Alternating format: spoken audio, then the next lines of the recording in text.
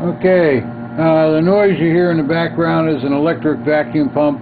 I've got it running because I can't be foot pumping and doing all this testing at the same time, and it's an old pump. Anyhow, I got it set at around, I think I got it set at around 10 inches, 12 inches. What I want to show you is how these various bellows are working. I don't know if you can see it in this. Try to get that up there so you can see it.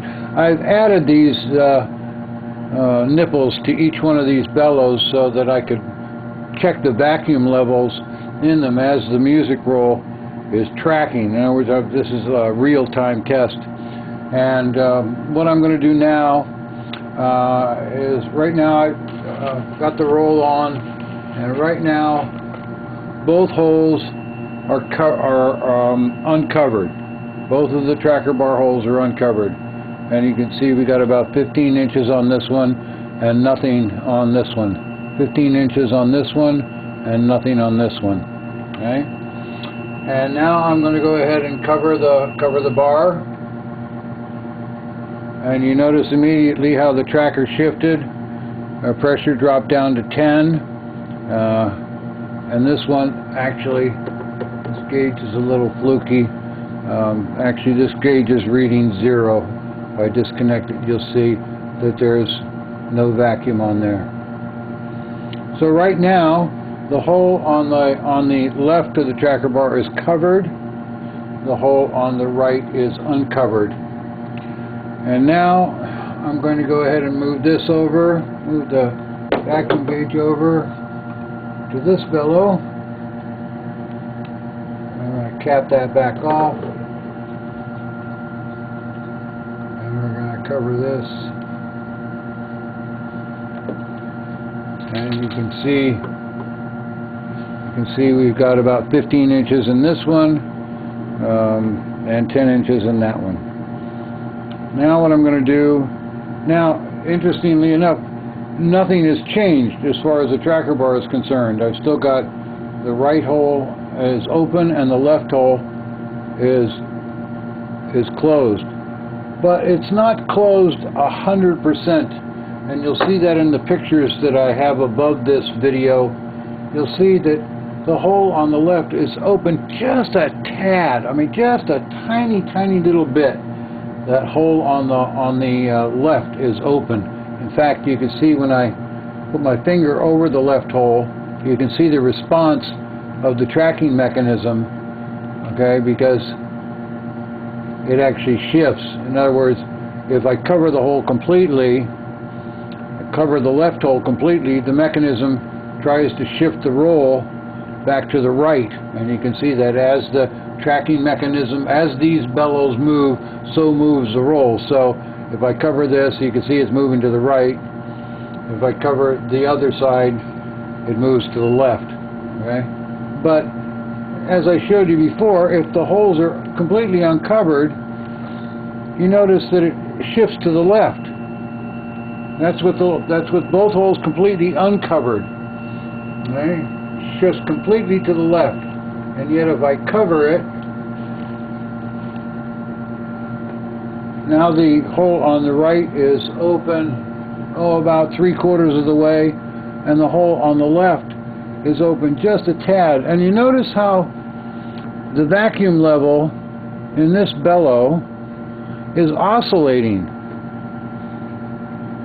And what's actually happening is that tiny little bit of movement is causing the valve in this unit over here to actually open and close a tiny little bit.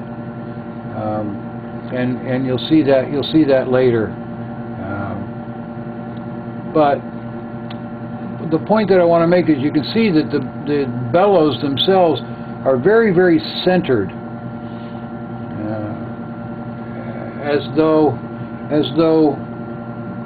the valves on both sides are completely balanced, and yet, as I said, the hole on the right is uncovered about 75%, and although you can't see it, even with the naked, I mean, You almost can't even see it with the naked eye. I mean, if you get real close, and you'll see in the pictures that it is actually open a tiny little bit.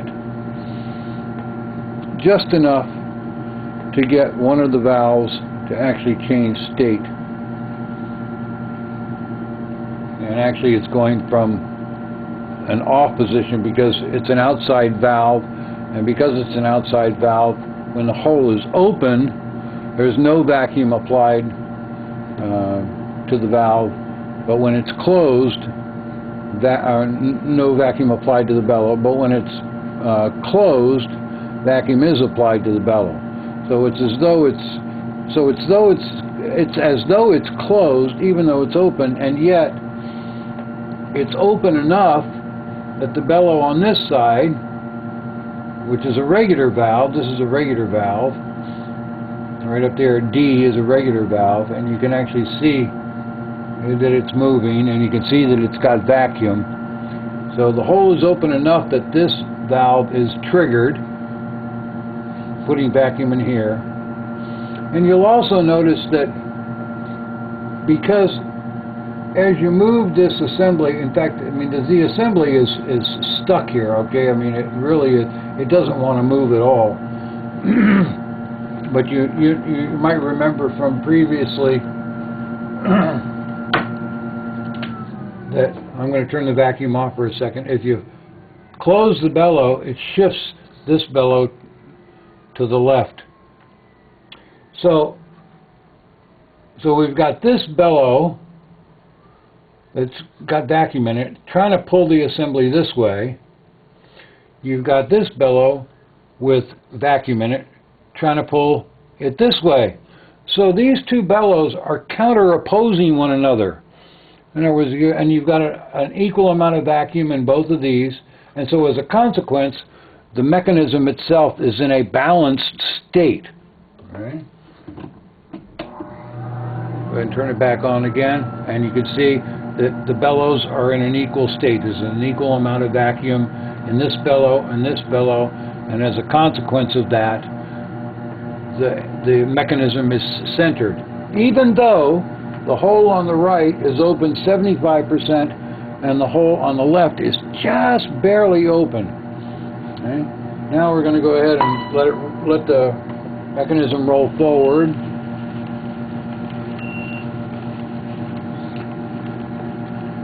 And what you can see, no notes are playing because I've got the tracker bar covered, but what you can see is that with the slightest bit of change in the position of the music roll, now it's not changing at all, now it's tracking perfectly. I'm going to go ahead and force it a little bit, but even if I try to force it, you can see that it immediately changes back. Now what I'm going to do is take this, turn it off, like this, connect it to this.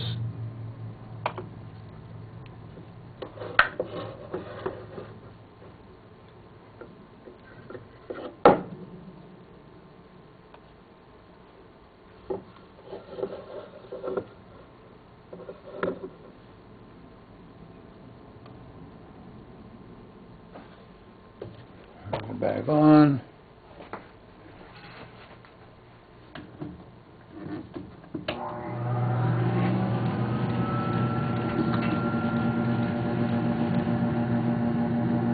And you can see that there's no vacuum in this bellow at all. So there's no vacuum, as you saw before, there was no vacuum in this bellow, no vacuum in this bellow. Until the hole on the right, okay? Until the hole on the right opens up.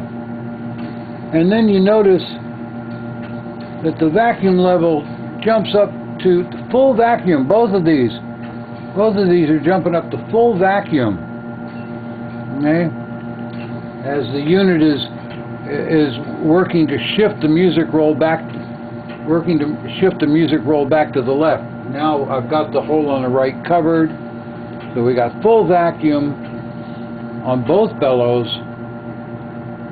both this bellow pulling it to the left,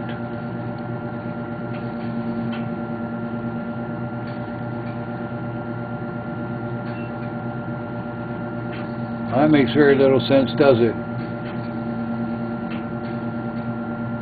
Because if it was pulling to the left, you'd think that this bellow would have the vacuum, and yet this is the bellow that's got vacuum, and it doesn't even feel like it's got vacuum in it.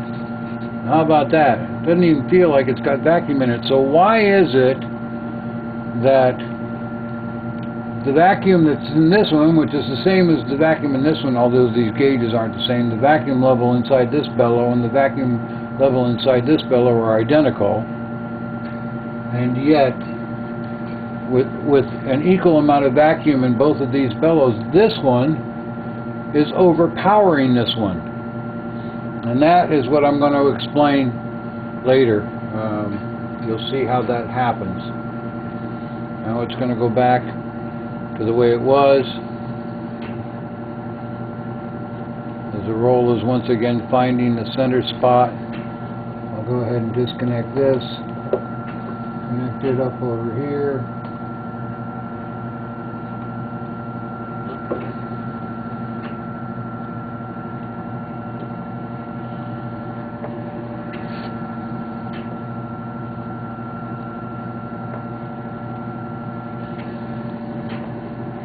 You can see we're back to the same state we were before.